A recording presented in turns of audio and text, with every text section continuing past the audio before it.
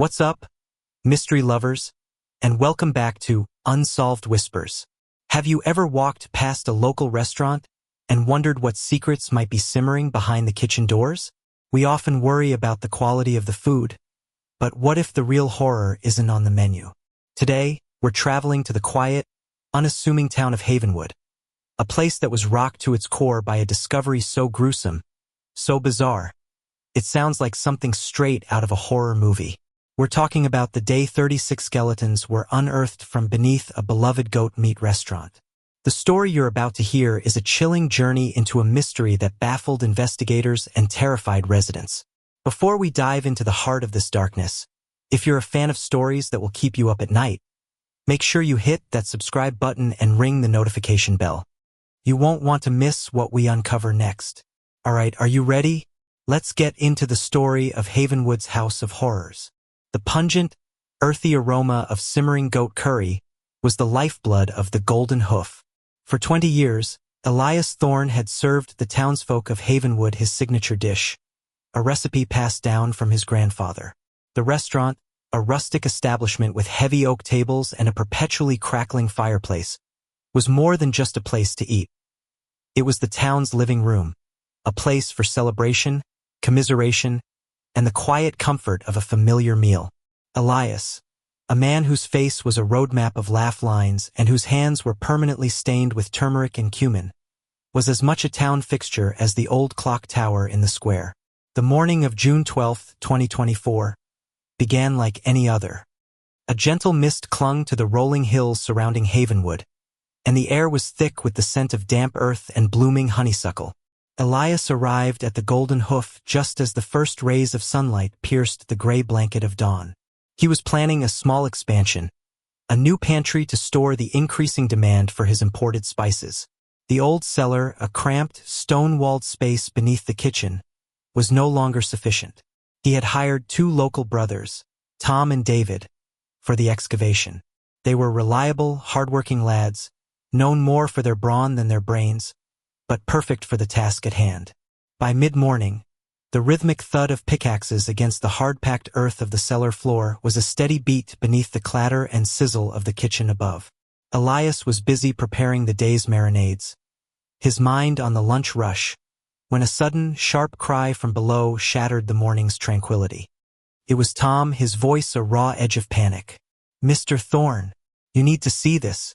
Now!" Elias wiped his hands on his apron, a flicker of annoyance crossing his features. Delays were costly. He descended the creaking wooden steps into the cool, damp air of the cellar. The brothers were standing over a newly dug trench, their faces pale under the single, bare light bulb that hung from the low ceiling. Tom was trembling, his pickaxe lying discarded on the floor. David, the younger and quieter of the two, was staring into the trench, his mouth agape. "What is it, boys? Hit a pipe?" Elias asked, his voice still laced with impatience. Tom just pointed a shaking finger into the hole. Elias peered over the edge, and the annoyance in his chest was instantly replaced by a cold, creeping dread. There, nestled in the dark, damp earth, was something unmistakably bone. It was a human skull, the empty eye sockets staring up at him with a silent, eternal accusation. The initial shock gave way to a frantic, almost surreal excavation. Elias, his hands now trembling as much as Tom's, joined the brothers in carefully digging away the surrounding earth. One skull became two, then three. The more they dug, the more they found. Skeletons, tangled together in a macabre embrace, lay packed in the earth like sardines in a tin. They were of varying sizes, some small and delicate, suggesting children, others larger and more robust. The air in the cellar grew thick with the smell of decay and the unspoken horror of their discovery. By the time they stopped, paralyzed by the sheer magnitude of what they had uncovered, they had counted 36. 36 human skeletons, buried beneath the floor of a beloved goat meat restaurant. The call to the Havenwood Police Department was a stammered, breathless affair. Sheriff Brody, a man whose tenure had been marked by little more than stray cats and the occasional teenage vandalism, arrived at the Golden Hoof expecting a minor disturbance. What he found would haunt him for the rest of his days. The sight of the cellar, the neat rows of unearthed remains laid out on tarpaulins, the stunned, ashen faces of Elias and the two brothers, was a scene from a nightmare. The Golden Hoof was immediately declared a crime scene, the yellow tape a stark, jarring slash of color against the restaurant's familiar, comforting facade. News travels fast in a small town, and by noon, the entire population of Havenwood seemed to be gathered outside the restaurant. Whispers turned to rumors and rumors to wild, unsubstantiated theories. The initial shock gave way to a collective, palpable fear. The Golden Hoof, once a symbol of community and warmth, had become a place of horror. Elias Thorne, the man who had fed them, celebrated with them and mourned with them, was now the subject of suspicious glances and hushed, fearful speculation. His life, and the life of Havenwood, had been irrevocably fractured. The mystery of the 36 skeletons had just begun. The initial forensic examination at the site was a grim, meticulous process. Dr. Alistair Finch, the county medical examiner, a man whose stoicism was legendary, found even his professional composure shaken. The skeletons were old, he determined, some possibly dating back decades. They were not the result of a single recent event, but a slow, horrifying accumulation of bodies. Some of the bones bore marks of trauma fractures that had healed improperly, and others that suggested a more violent end. The lack of any clothing or personal effects was another unsettling detail. These were not formal burials. They were disposals. As the days turned into weeks, the investigation, led by Sheriff Brody and a team of state detectives, seemed to be hitting one dead end after another. The skeletons were too old to yield any immediate DNA matches. Dental records were a long shot, given the likely time of death and the unknown identities of the victims. The town's history was scoured for any records of missing persons, but Havenwood was a transient place, a stopover for many on their way to somewhere else. People came and went, and it was easy to disappear without a trace. The focus of the investigation inevitably fell on Elias Thorne. He was questioned for hours on end, his life dissected and examined with a cold, clinical precision. He maintained his innocence, his voice thick with a mixture of fear and bewilderment. He had bought the restaurant 20 years ago, he explained, from an old man who had left town shortly after. He knew nothing of what lay beneath his feet. His story was simple, unwavering, and utterly unbelievable to many. The town, once a close-knit community, began to turn on itself. Old friendships frayed, and neighbors eyed each other with suspicion. The Golden Hoof, now a silent, shuttered building, became a grim monument to the town's lost innocence. Parents warned their children not to go near it, and the once bustling street it occupied became deserted after dark. The smell of goat curry had been replaced by the stench of fear. For Elias, the discovery was a personal apocalypse. His restaurant was gone, his reputation in tatters, and his life under a microscope. He was a man adrift, a pariah in the town he had called home for 2 decades. He saw the suspicion in the eyes of the people he had known for years, the way they would cross the street to avoid him. The weight of those 36 skeletons was a burden he carried every waking moment. But as the official investigation stalled, a new one was just beginning. In the shadowed corners of Havenwood, in the hushed conversations in the town's only bar, and in the quiet, desperate search for answers, the true story of the 36 skeletons was waiting to be unearthed. It was a story of secrets and lies, of darkness and despair, a story that would stretch back generations and expose the rot that lay hidden beneath the town's picturesque surface. The discovery was just the first chapter. The real horror was yet to come. The initial shockwave that had rocked Havenwood slowly subsided, replaced by a gnawing, persistent unease. The yellow police tape on the Golden Hoof faded under the relentless summer sun, but the invisible barrier it represented remained.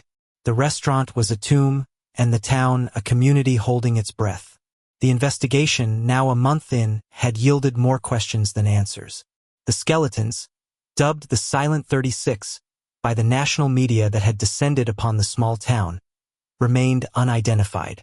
The forensic reports were a collection of cold, hard facts that painted a horrifying, yet incomplete, picture. The victims were of various ages and genders, with the estimated time of death ranging from the early 1950s to the late 1980s. This was not the work of a single killer, but a succession of them, or a single, terrifyingly prolific one who had operated for decades. Sheriff Brody, a man ill-equipped for the grotesque reality of the case, found himself drowning in a sea of paperwork and public pressure. His small team was overwhelmed, and the state detectives, with their crisp suits and condescending attitudes, seemed to view the Havenwood case as a bizarre, almost comical, anomaly. They interviewed Elias Thorne repeatedly, their questions becoming more pointed, more accusatory.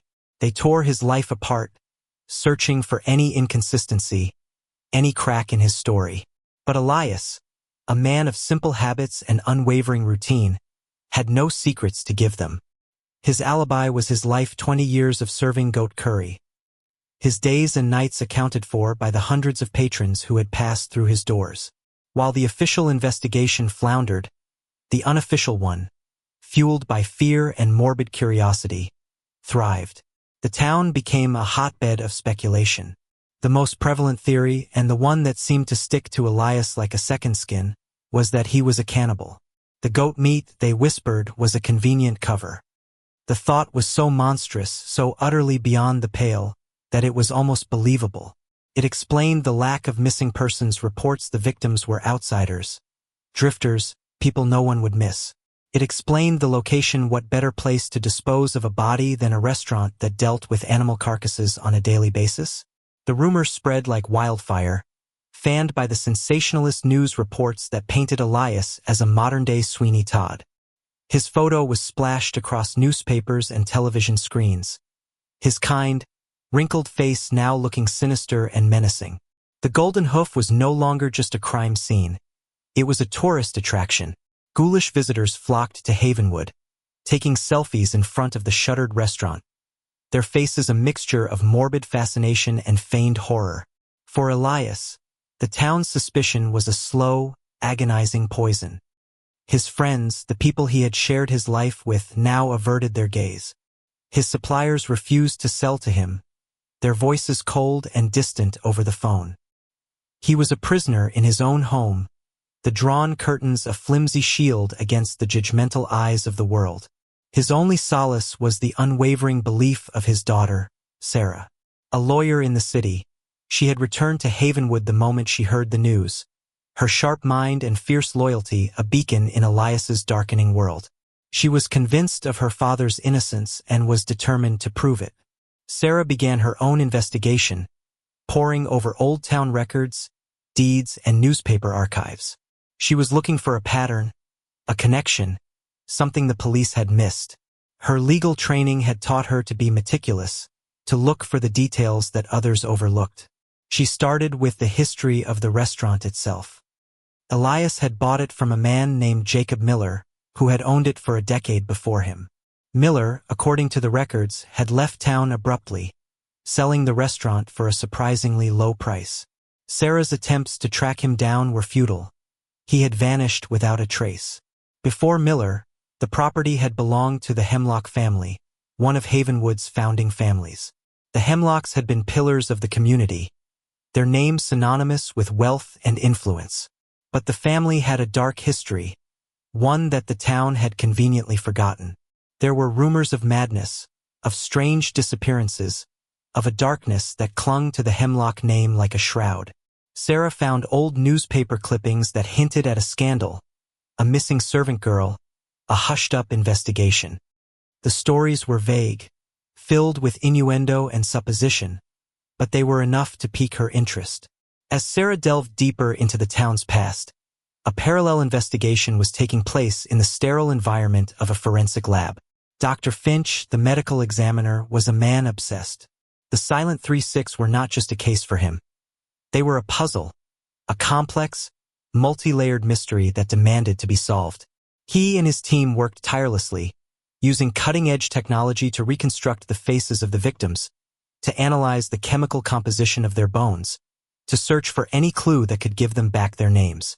A breakthrough came from an unexpected source.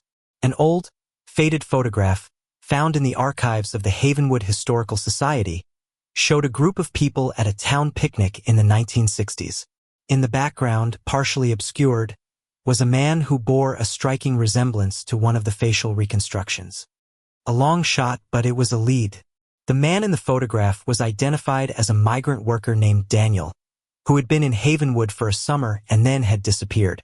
The pieces were starting to come together, slowly, painstakingly.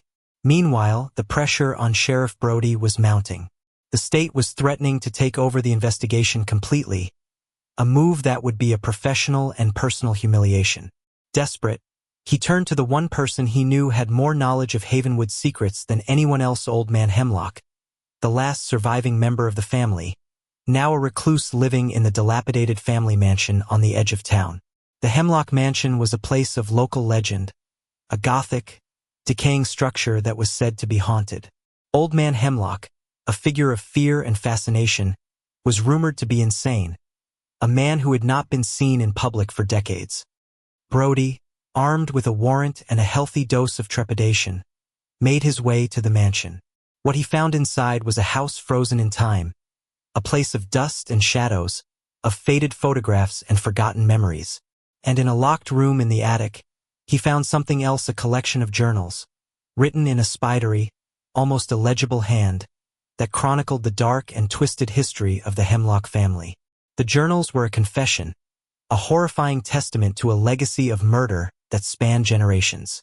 They spoke of a cleansing, a twisted immoral code that demanded the elimination of those they deemed unworthy, the drifters, the outcasts, the people who would not be missed. The Golden Hoof, which had been built on what was once Hemlock land, was their dumping ground. The journals were a roadmap to the town's hidden history, a history of complicity and silence. The Hemlocks had not acted alone. They had been protected by the town's elite, by the people whose names were now etched on the town's monuments. The revelation sent a new shockwave through Havenwood, one that was far more devastating than the initial discovery. The enemy was not an outsider, not a monster who had crept into their town, but the town itself. The skeletons were not just victims of a single family. They were victims of a community's willful blindness.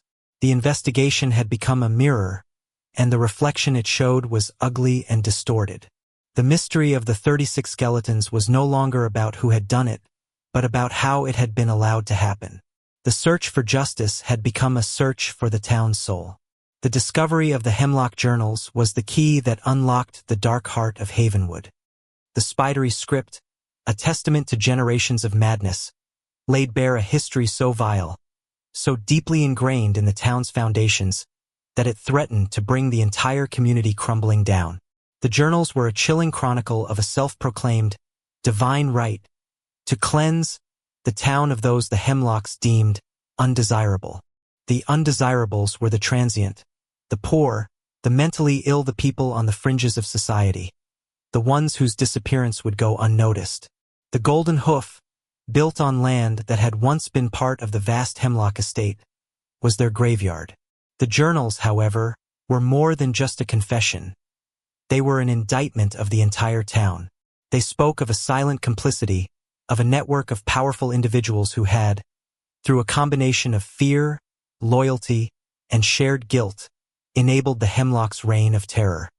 The names mentioned in the journals were a who's who of Havenwood's history: former mayors, police chiefs, judges, the very people entrusted with the town's safety and well-being. The rot was not confined to the Hemlock family. It was systemic, a cancer that had been growing in the heart of Havenwood for generations. The revelation shattered the town's carefully constructed image of itself. The quaint, peaceful facade was ripped away, exposing the ugly, festering wound beneath. The sense of community, once a source of pride, now felt like a shared lie. The initial suspicion of Elias Thorne was replaced by a collective shame, a sickening realization that they had been so quick to condemn an innocent man while the real monsters had been living among them, their names adorning the town streets and buildings. For Sheriff Brody, the journals were both a vindication and a curse. They cleared Elias's name, but they also implicated the very institutions he had sworn to uphold. The investigation was no longer a murder case. It was a reckoning. The state, now fully in control of the investigation, descended on Havenwood with a vengeance. The town was crawling with investigators, their presence a constant reminder of the town's dark secret. Old graves were exhumed, cold cases were reopened, and the town's most prominent citizens were subjected to intense scrutiny. Sarah Thorne, her father now a free man, found herself at the center of a legal storm. The families of the identified victims, now with names and stories, were demanding justice. Sarah, driven by a fierce sense of righteous anger, took on their case, suing the town of Havenwood for its role in the cover-up. The lawsuit was a bitter, protracted battle, one that pitted neighbor against neighbor and tore the town apart. But for Sarah, it was a necessary fight, a way to give a voice to the voiceless, to ensure that the Silent 36 would not be forgotten. The trial of Old Man Hemlock, the last of his line, was a macabre spectacle.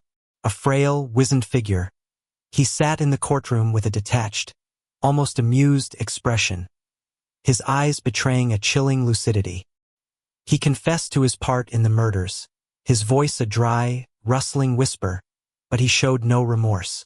He spoke of his family's legacy, of their duty to protect the town from the unclean. His testimony was a chilling glimpse into a mind warped by generations of inherited madness and a twisted sense of entitlement. He was found guilty, his life sentence a small, inadequate penance for the decades of horror he and his family had inflicted. But the trial of Old Man Hemlock was just the beginning. The real trial was the one that was taking place in the court of public opinion, in the hearts and minds of the people of Havenwood. The town was forced to confront its past, to acknowledge the darkness it had allowed to fester in its midst. The monuments to the town's corrupt leaders were torn down, their names erased from the public record. The Hemlock Mansion, a symbol of the town's dark past, was burned to the ground in a cathartic, communal act of defiance. In the end, the mystery of the 36 skeletons was not just a story about murder. It was a story about a town's loss of innocence, about the corrosive power of secrets and lies, and about the long, difficult road to redemption. The Golden Hoof, the site of the gruesome discovery, was torn down. In its place, a memorial was built, a simple, elegant structure that listed the names of the 36 victims. It was a place of quiet contemplation, a place for the town to remember and to atone. Elias Thorne, his name cleared but his spirit broken, left Havenwood. He could no longer bear to live in a place that held so many painful memories. He moved to the city to be with his daughter, to find a semblance of peace in the anonymity of a new life. The pungent aroma of goat curry would never again fill the streets of Havenwood. The town of Havenwood was forever changed. The easy smiles and friendly greetings were replaced by a more somber, more reflective mood. The people of Havenwood had learned a hard lesson that the greatest monsters are not always the ones who lurk in the shadows, but the ones who live in plain sight, their darkness hidden behind a mask of respectability. The story of the 36 skeletons became a cautionary tale, a grim reminder that the past is never truly buried, and that the truth, no matter how deep it is hidden, will always find a way to the surface. The whispers of Havenwood had finally been silenced, replaced by a long, painful, but ultimately cleansing truth. The town had been to hell and back, but in the ashes of its past, there was a glimmer of hope for a more honest, more just future. The ghosts of the Silent 36 could finally rest in peace. 5 years is a strangely long and short amount of time. It was long enough for the grass to grow lush and green over the plot of land that once housed the Golden Hoof, and long enough for the name Elias Thorne to be scrubbed clean in the public consciousness, recast as a tragic figure rather than a pariah. But 5 years was far too short to erase the memory of 36 skeletons, far too short to fill the silence the truth had left behind. Havenwood was not the same. The town had healed, but in the way a broken bone does stronger at the break, but forever carrying a scar. The town's tourism had changed in a strange, macabre way. People no longer came for the rolling hills or the quaint antique shops. They came for the darkness.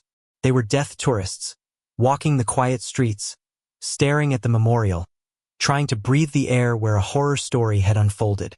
Havenwood had become a destination on the dark tourism map, a legacy no one wanted but was forced to accept.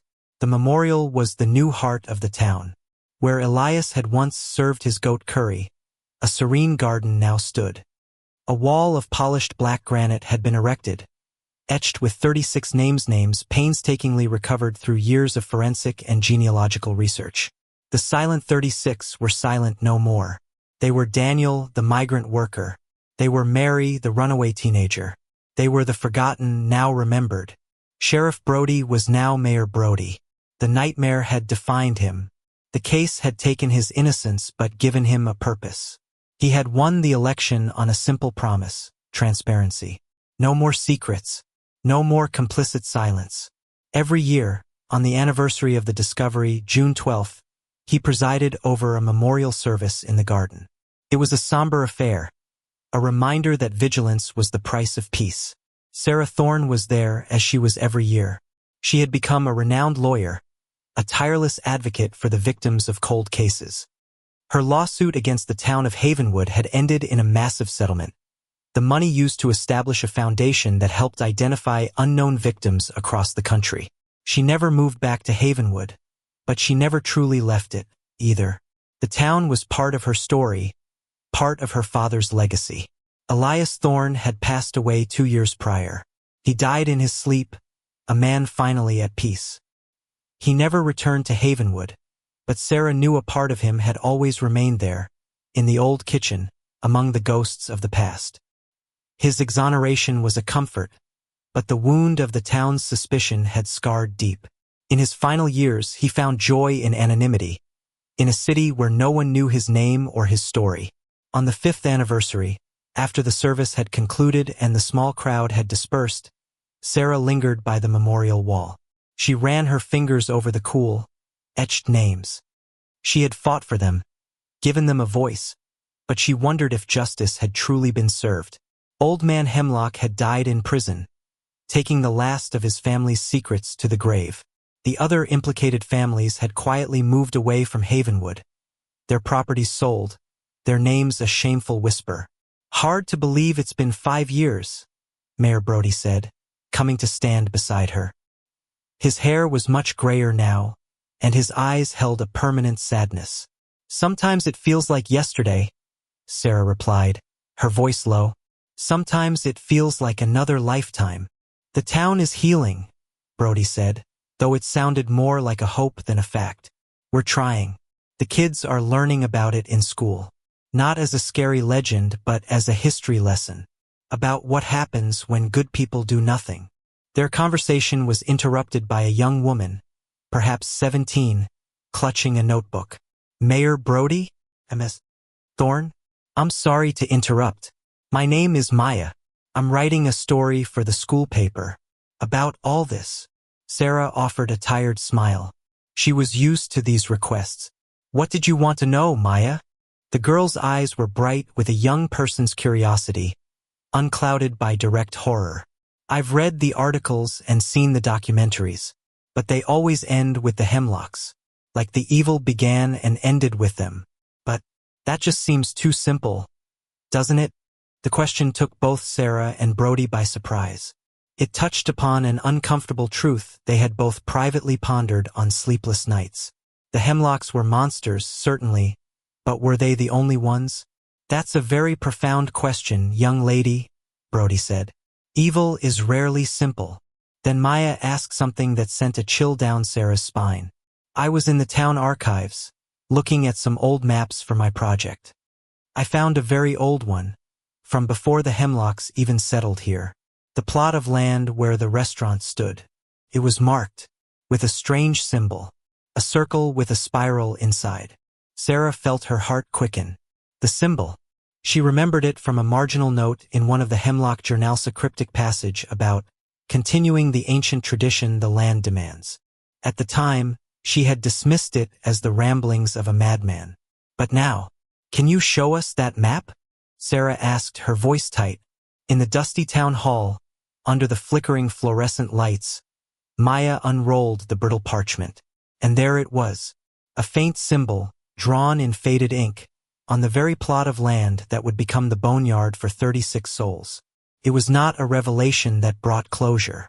There were no new answers, no new murderers to unmask. Instead, it was something far more terrifying. It was a suggestion, an echo from a deeper past, that the Hemlocks were not the source of the rot. They were merely its custodians. They were a symptom, not the disease. The disease was in the land itself, an ancient malevolence that had resided in Havenwood long before the names on the memorial wall were ever born. As Sarah and Brody stared at the symbol, they realized a horrifying truth. They hadn't extinguished the fire. They had simply cleaned up the ashes from the most recent blaze. The memorial garden, a symbol of healing and remembrance, was built upon a cursed foundation. Havenwood had not been cleansed. It was merely waiting. The echoes of the past never truly die. They simply fade to a whisper, waiting for a new generation to forget the lesson, waiting for someone to listen once more. The mystery of the 36 skeletons was solved, but the mystery of Havenwood itself remained, as deep and as endless as the soil on which it was built.